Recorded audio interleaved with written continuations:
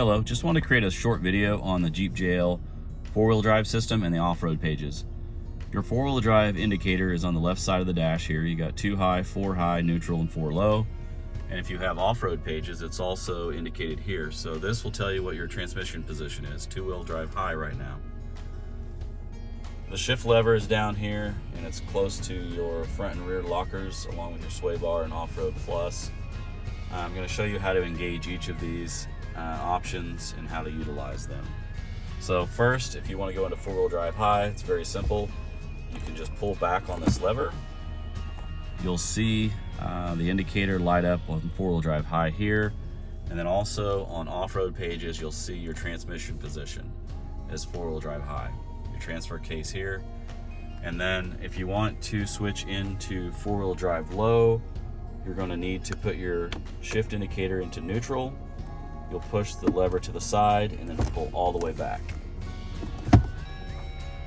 That will disengage auto park, traction control, and your electronic stability control will turn off. It will indicate that you're in four-wheel drive low, and then on your off-road pages, it'll show your transfer case position is 4 low. A few other options that you have on, like mine, the Rubicon, is you have front and rear lockers, and then there's the rear locker. So how you engage those is very simple. If you're in 4 low, you can utilize these options. So first thing you want to do for the rear is just simply push down. You'll see the indicator on the off-road pages says that the rear is locked. There's also another indicator up in the upper left-hand corner showing a little lock on the diagram of the Jeep. If you want to go into front and rear, you'll just come down here, flip the switch up, and you'll see that now your front axle is locked and your rear axle is locked. Another option that you have is the electronic sway bar disconnect. Very simple. You'll just push that button, and then you'll see on the dash over here, you'll start seeing some blinking and that the sway bar is disconnecting. A lot of times you'll have to drive just a little bit, so I'll demonstrate that. Just moving it just a hair, it's now disconnected. A few other options that are on the off-road pages that I'll kind of go over. So you've got your steering angle, obviously your transfer case position is 4 low, sway bar is disconnected, the front axle and the rear axle.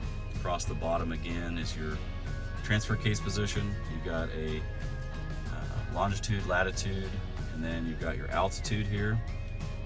Accessory gauges, things that are very important while you're on the trail is your coolant temp, oil temp, trans temp, and then your oil pressure. You want to kind of watch those, especially if you're getting into some rough areas or hitting rocks and things. And then if you're in some areas where you're going to be a little off camber, you can utilize your pitch and roll, which will kind of show you what your angle is, your pitch angle and then your roll angle. So you can kind of watch those to see where you're at on the trail, make sure you're not too far one way or the other. Back to the drivetrain, if you want to disconnect the rear or front lockers, it's very simple, but I've seen a lot of people ask this question how to do it. Simply just push the off button. You come up here, and now it shows that they are unlocked in both positions. Same thing with your sway bar. You can just push the button. If you're in position where it'll disconnect, it will do it automatically.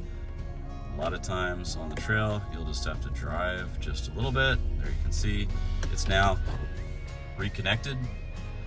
Another thing that's kind of cool is your off-road plus button, and I showed that sequence in another video about how you can just utilize your rear locker in four-wheel drive high. So if you're at higher speeds than 4 low, you can utilize that.